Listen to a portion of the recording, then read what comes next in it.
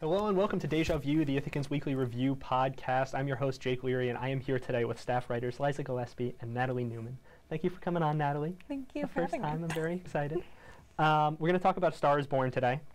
We're going to spoil it. That's actually something I should clarify before every show. We're going to spoil everything about this movie, but this is the fourth version of it, so if you don't know by now, that's your own fault. Liza, you want to tell us a little bit about what happens in this movie? Of course. Okay, so A Star is Born is a romantic drama / musical that focuses on the careers and relationship of the two leads, which are Bradley Cooper starring as Jackson Maine and Lady Gaga starring as Allie, doesn't have a last name. Jackson is an established rock star with an alcohol addiction and various other cocktails of mental illnesses going on, and Allie is an aspiring musician who's kind of in a rut of her life, and the story kind of follows her spiral into stardom and his downward spiral out of it. Yes. There were a lot of things I didn't know about this movie going into it. I read a little bit beforehand and spoiled it because you turned me into a monster who enjoys spoiling things. Listen to our Jessica Jones podcast to understand more about that reference. No apologies. I didn't realize that this movie wasn't about Lady Gaga. And you'd think it is because the title is about her. She is the star being born, and I think in a lot of the marketing material it looks like it's about her, but it isn't her movie at all. And to the point where she doesn't have a last name until the end, and then it's her husband's name, which I think is really interesting. Yeah, it's like I went into this movie, I didn't realize how dark it was going to be. I think the advertising of it kind of presented it more lighthearted and probably as lighthearted as the previous installments were.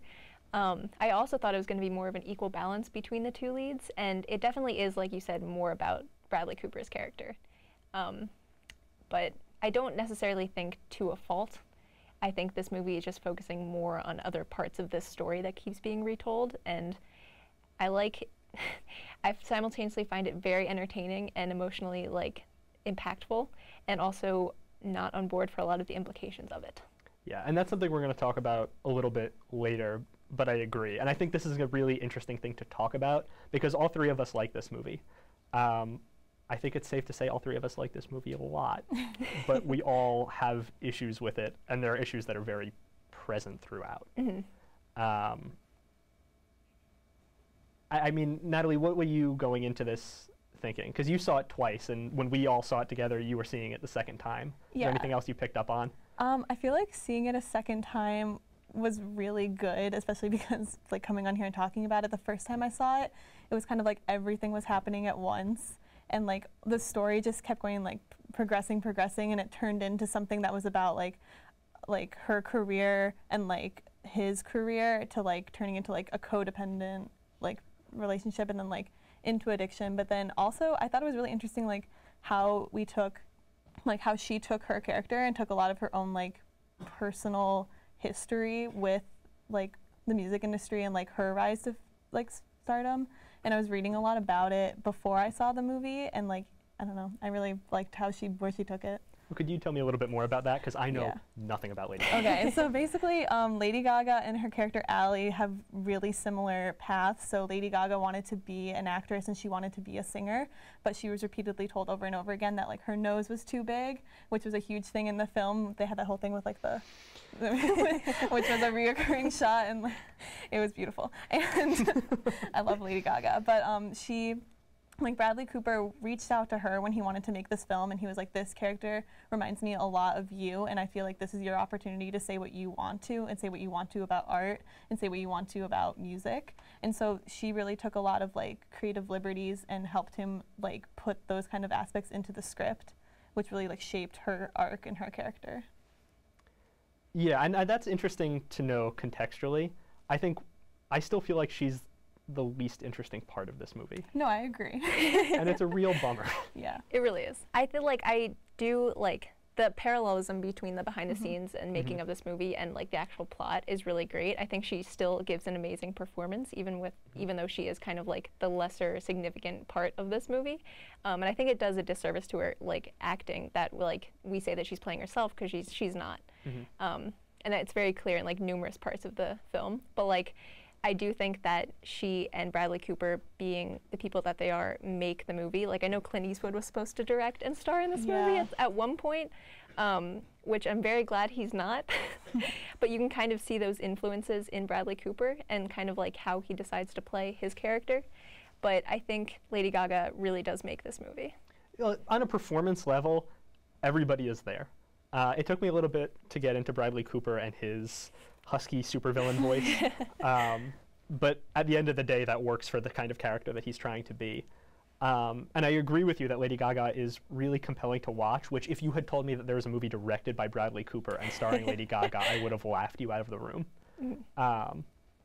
Even watching the trailers for this, I would have laughed you out of the room, because there are some ridiculous clips that they pull for this, because he's a ridiculous character, and we'll talk about that later too. But I still felt like watching this, as time went on, I just didn't care as much about what she was doing, because her only real point was, okay, I couldn't make it because people thought I was unattractive, and it's Lady Gaga, and it's like, all right, well, listen, some of us out here are struggling. And then there's the relationship with her and her dad, and that's an interesting dynamic, but I felt like there wasn't really much more that we got from her, and that really, I really wanted that. What you said about like as the film like went on, you kind of get less and less context for her, or like you get more for him, and it really does become his movie in the second act, which I think drags kind of in this film. Like it is almost 2.5 hours long, and it really does feel 2.5 hours long, which isn't to say that like it's paced poorly, but like I think the editing and just kind of the content of the second act make it's long. It feels very long, and it does drag, but I also don't really, the time frame of this movie and the timeline is very blurry to me. So I don't really know how much time passes throughout this entire movie, which like doesn't really matter. And I also don't really, like at the beginning of this, I also didn't know what time period it was supposed to be involved in. If it weren't for Halsey giving her that Grammy in the middle of this movie, it could have been like the early 90s, could have been the mid 80s, could have been the early 2000s, which I think kind of speaks to the like reason that the story is being retold over and over again, because it is a very old story. Yeah, and as a side effect of that, it also is fairly timeless. Yeah. And it's changed over the years. The first two versions of this were about movies, and then this one is about, and the last one were about music. Yeah. And they still work and they still hold up, but it's a bloated story. I know that you have a problem with this, because I do too. There's a point where Dave Chappelle shows up, and I really mean that. He walks out of some foliage and he's just there. He appears. I don't know who he is. After watching that movie, I do not understand who he is. Okay, so watching it for the second time, I was really trying to pay attention to how his character was introduced, because there's no context for his introduction. It's just Bradley Cooper passed out in a front lawn. And the first time I watched it, I was like, oh, this is just some random person's lawn that he's in. But this, watching it the second time, from what context I could pick up, I think it's supposed to be Bradley Cooper's character's childhood best friend, because he makes a parallel between like seeing Dave Chappelle's son in the window, and he's like, that's how old we were when we met. And then like they go inside and they have this huge breakfast, and then he proposes to Lady Gaga with a ring made out of a guitar string. Okay, that was cute. I really liked that. It was cute after you know what's gonna happen. Before it was gonna happen, I was like, okay, what is happening in this moment? And yeah, I didn't know who Dave Chappelle was, having seen it only once. He did a good job. Like I love Dave Chappelle in dramatic roles. I'm here for it, but I really didn't know why we were there for most of that scene. No, I mean, there are a lot of things in this movie that work well in the moment, and then when you think about them a little bit more, it's very confusing. I didn't know who Sam Elliott was supposed to be for a long time. Because he's okay. Sam Elliott is 74, and Sam Elliott is like an aged cowboy. Yeah, and like, supposed to play Bradley Cooper's, like, albeit like older brother, but like he could play his dad very easily. 30 years older than him. I think that was purpose.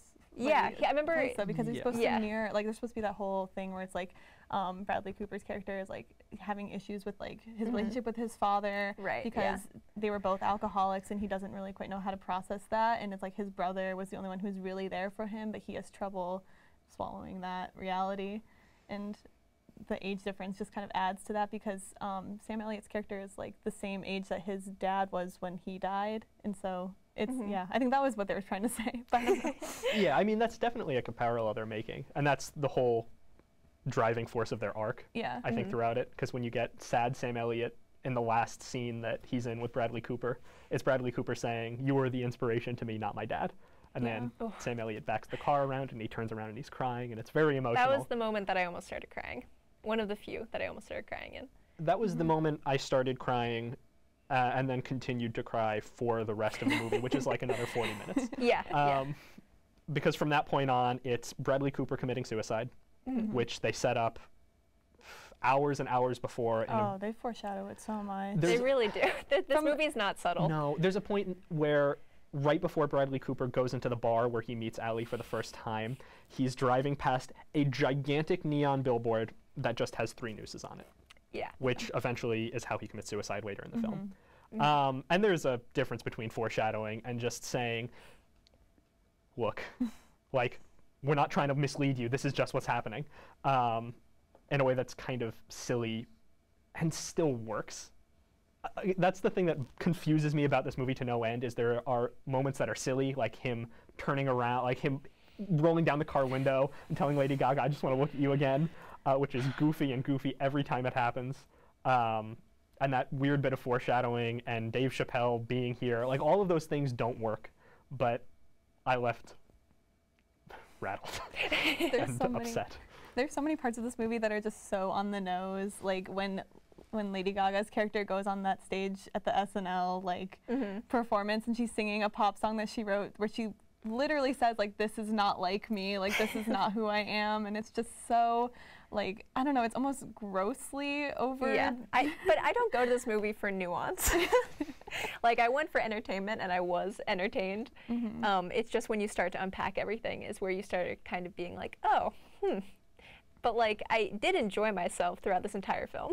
Yeah, it's usually when you talk about a movie and say, these things didn't make sense, but I still enjoyed it, you think of a movie that's very happy and upbeat and makes you feel good. And it's very rare, I think, for a movie to be so emotionally devastating and also so either illogical or just bad at portraying certain things. I mean, Alec Baldwin played himself for a hot second there. Well, you gotta capture the celebrity of the time, Natalie. I mean, yeah, I guess, but I didn't Alec understand. Yeah, he represents the celebrity the people. of our time. Yeah, I mean, it definitely wants to be of now, I think. I think it's trying to have a lot of conversations about the way the world is now and about relationships and about power dynamics, and then about like addiction and mental illness. I just don't know if it does any of those particularly well. And when I look back at this movie, I'm gonna think, oh, this is the sad musical, and not, oh, this is the thing that talked about all of these pressing social issues. Right. Yeah. I feel like it's interesting because I feel like this movie definitely opened up the conversation about it, but they didn't do anything to drive it towards a conclusion or even drive it towards any kind of revelation or like thesis statement about it. They were just kind of like, this is a reality, like here it is. Yeah. They start a lot of conversations and statement making in the first and second act, and then the third act, which is very, very brief. They don't necessarily tie up any of those, which I think is why I came out of it kind of being like, oh, I really liked that, but like it leaves a weird feeling in your stomach. You don't really know why until you have to like think it through, which I think is because of the ending. Yeah. It's a movie that doesn't stand up to like deeper investigation. Yeah. In any sense that's possible. And again, we're going to talk about that in a minute, so I'm going to like not subtly at all steer you away from that for now, and just hop on the music train for a second because we haven't talked about it and I want to make sure we do, which is both very good and also very not subtle, besides the one Lady Gaga song Incredible. On SNL. Yeah. But there's Shallow, which is the big one that Natalie has been. I want to sing it right now, but I was instructed not to. So I'll listen, you can. We've got 1 minute left for this segment. If you want to sing 1 minute of Shallow and then we roll into some more serious topics, you're welcome to. But I feel like I can't give Lady Gaga that justice that she deserves in that riff. So I'm just gonna. She's the only one who can. She's the only one who can do it. Yeah. Also, before we leave this segment, I just want to say that Bradley Cooper's dog is my favorite actor in this film. The peak of tragedy. Yeah. When Bradley Cooper hangs himself in his garage and the dog is outside trying to get in. That poor dog. That's his real dog. He probably thought something was wrong. Natalie, I didn't think you could make that scene any sadder for me, but you really did. Wow. I'm bummed out. And we're just going to talk about all of the bummers that are in this movie, both in terms of content and in terms of, I don't know if you can call it subtext, in terms of text. That's just there. Can't wait. I'm going to go and talk about the relationship, which we've somehow managed to avoid, so good on us. That's what's coming now. We inelegantly danced around in the first section, which is the relationship at the heart of this movie, and why it's kind of weird and upsetting to think about. And then Bradley Cooper's character, who is equally weird and upsetting to think about, but in a way more complex way. Yes. So do you want to start us off by telling us why?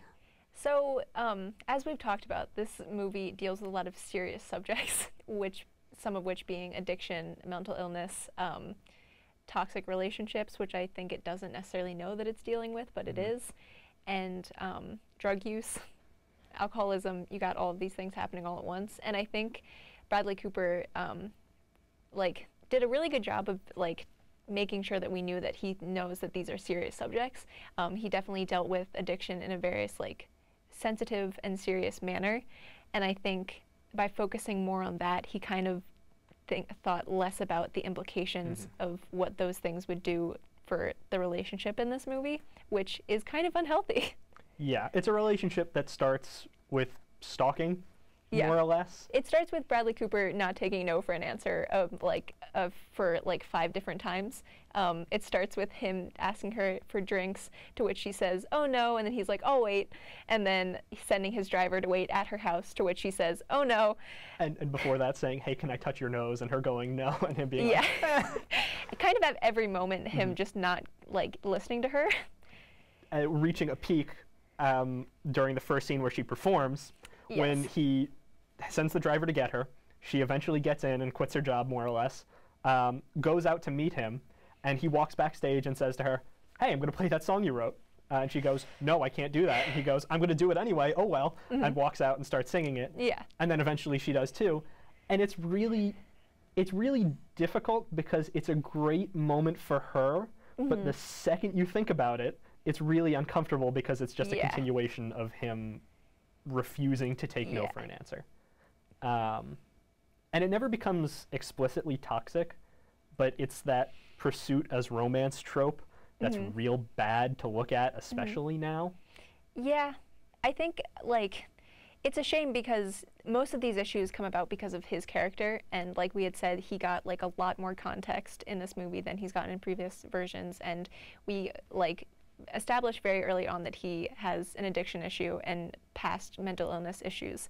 And it's sad because I really like his character, but he does some kind of crappy things, and I think both of those can kind of exist simultaneously. But there's parts of this movie that feel very unhealthy to the point where it kind of eclipses my enjoyment of what's happening. I actually think it does become pretty explicitly toxic, especially in the second half, because while I feel like they do a really good and sensitive and realistic job of depicting addiction, I feel like they also hand in hand depict a really codependent, unhealthy relationship at some points, especially when they get, in the second half of the movie, it gets to the point where it's Allie's being recruited by different managers, and she's trying to talk to him about it, but he is too drunk to even realize it, and he's falling over, but they kind of laugh it off. But it's also very unhealthy because it's she's trying to branch out, and he's not respecting that or not wanting that for her. So it's kind of that tug of war in terms of power, but it's also, it shows a lot about how addiction can affect a relationship and how she's kind of taking on that caretaker role for him without even realizing it, and she thinks it's healthy for both of them, and they can't really live without each other to a certain degree, which is very unhealthy. Until the end where she explicitly can and has to, which is another really uncomfortable statement, because this movie ends with the idea that because Bradley Cooper has this disease, he can't exist at the same time as she exists successfully. His existence costs her that, so he has to kill himself and has to commit suicide. It's a weird part of the previous tellings of this movie that I think didn't get kind of I know Bradley Cooper did a lot to kind of modernize most of the story, but that part, the idea that a woman's success is inherently linked to a man's tragedy, I don't think he did really anything with, which is kind of the thesis of this movie, indirectly or directly. And it's a shame because his character while simultaneously being like entertaining, and like they do a lot to show you that like that the addiction is a disease and that like it's not his fault. But in the end, they don't really do anything to tell you about like it is a tragedy of a movie, and the ending doesn't really like give you anything else that the second half didn't. It just ends with, this is sad, and she can't do anything about it because he's gone. Yeah, and I think something that's hard for me to look at with this movie is, you're right, like it's forgiving and understanding, as it should be, but it also refuses to hold him accountable for anything. It goes way too far in the extreme, where the only time somebody says, listen, like, you can't keep doing this, is when Allie's new manager comes to him and does it in a way where, by holding him accountable, he says to Bradley Cooper, your life is ruining hers, stop. Which is a really uncomfortable message to receive, where if you are suffering from a disease, your only option is to completely stop, which isn't possible in how that works, or to end your life. And like, that's the message that I see in this movie, is this weird gray area between those two things that isn't addressed and is just there, like you said earlier, Natalie. Yeah, I feel like something that really just irked me throughout the whole film was that I wasn't sure if the movie was self-aware or not throughout it, because I feel like they did a really good job of like showing how in the beginning we were like, oh, it's cute, he's drunk and like he wants her to sing, but then it turned into like, oh, he's on the stage of the Grammys and he is like about to die and like he's embarrassing her, and like it's not really cute to be drunk all the time and like have an addiction. But I don't know, at other points it was really kind of unclear whether or not they were trying to say that like it was his fault, or like they really antagonized the manager, I feel like, which is a trope, but it's also like showing that like, I don't know, they were kind of inadvertently saying that it was the manager's fault that Bradley Cooper died, but then they also were saying that it was no one but his character's fault. So I was just really confused at what the message was, or like if they even understood what they were trying to say about addiction. Yeah. Yeah, and not everything needs to come to a conclusion, but I really like the way you put it before, where you said they have all of these ideas and they just throw them out on the table and let them roll around, and you're left to piece it together in a way that is uncomfortable and not the kind of uncomfortable that this should be. And that's why the resolution is so unsatisfying. Like when it ended, it felt really jarring and abrupt, and like I wanted more from what the story was going to be in my head. Like it just kind of ended where it was like we're supposed to be like, oh, Lady Gaga is the star that's born, but it kind of left me feeling like, what is she being born into? Like, what does this mean for her journey, for the career she's trying to pursue? I just didn't understand. Yeah, well, I mean, the movie has a very interesting take on the music industry that she eventually wanders into. And that's something that we're going to break out into its own thing and hopefully end on a slightly lighter note and talk about that. Yeah. All right, we're going to wrap up this show by talking about this movie as a music movie and how it portrays the music industry, which is something that you've been dying to talk about this entire time, Liza. Yeah, so like, I am a huge fan of music industry movies. I think a lot of them, like Almost Famous is one of my favorite movies of all time, and I think it portrays the music industry in a very interesting and like entertaining way. And I think this movie also does that, but it also succumbs to my least favorite like trope, which is anti-pop and like a like evil manager type in the music industry. And I think it does both of those things in a very ironic way, because Lady Gaga is a very authentic pop star, and this movie is kind of telling you that that can't happen, that it's impossible for that to happen. So, and just to be clear, the second act of this movie, when Lady Gaga really starts becoming her character, she becomes more poppy and more produced and over the top, eventually leading to that SNL scene that we were talking about earlier in the show. And Bradley Cooper's character, the entire time, watches her from a distance and glowers and like shakes his head in disappointment, which is the least subtle way of saying this is bad and not where the music industry should be going. Yeah, which is a shame because, like I said, this movie has a lot of great musical elements to it. I love the music in this movie, and I think it really shows that Gaga and Cooper were very like involved with the production and the writing of these songs, because it feels like those moments had the ability to make or break this movie. If like the concert scenes and the musical numbers like fell flat, like none of this movie would have worked. But a lot of like the like subtext and like actual text of this movie is that Lady Gaga's character is selling out by becoming a pop star, which is like kind of confusing because Lady Gaga is a very authentic pop star. And so I just didn't like that. To me was kind of distracting as a concept and felt like very dated and tired.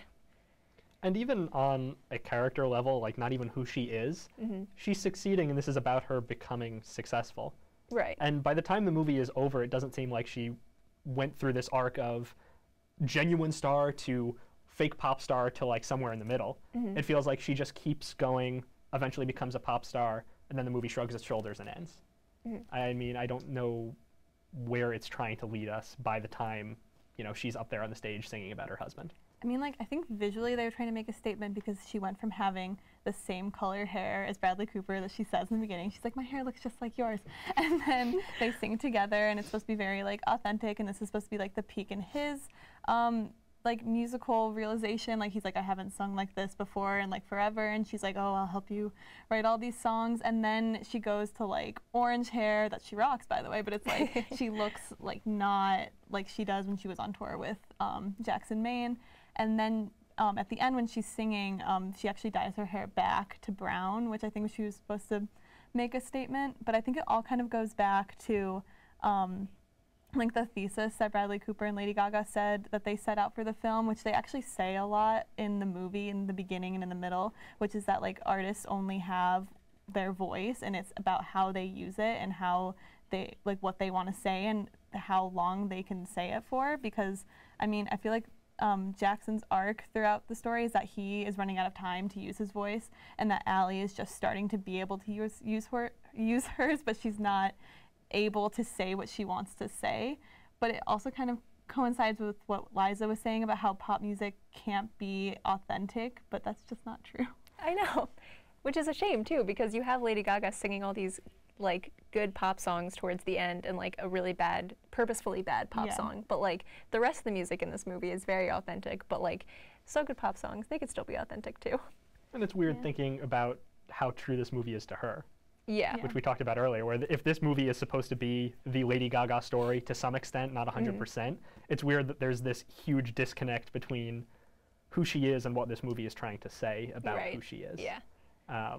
Where by the end it's like a mini takedown of her, which is odd. And jumping back to like the music itself, which we talked about earlier, and we're going to talk about now, it is remarkable how well it works, even if it isn't the most subtle thing on the planet. Like those scenes where they're singing together are really effective, and like you're engaged and you want to see how they're going to work together and see how things are produced, which is incredible to me. This is just a personal take where I don't care about music more or less at all, sorry. So it's significant if a movie can engage me with music and nothing else. Yeah, like the concert scenes and the scenes where they're all like singing, I think, like I said, had the ability to make or break this movie. And I think a lot of previous like movies that deal with like the music industry and concerts and stuff kind of tend to fall flat for me, because it's hard to capture that like energy of being at a concert and like seeing someone perform. But I think like this movie with like the cinematography, like the very intimate shots and the way they like film a lot of like the singing moments, like I think it worked amazingly well. Yeah, and that is part of the reason why we can come out of this movie that has all of these problems and say, you know what, I like that. That was pretty good. And kind of forget about some of the more troubling parts of it, which again is a remarkable feat unto its own, and something that's very interesting to talk about, and I personally enjoyed a lot. With that, we're going to wrap this up. This has been a hefty episode. It's been a long episode, even though they're all timed exactly to 30 minutes. Thank you guys for being on. Is there anything you want to plug before I send you on your way? Yeah, we both actually co-host a podcast called Telebuddies. You can follow us on Twitter at TelebuddiesShow. We highlight different TV shows and the friendships on those TV shows and how they develop and shape the overall show. Yeah. And who are you guys? Oh, I'm Natalie Newman. And I'm Liza Gillespie. And I'm your host, Jake Leary. Thank you for watching. oh, oh.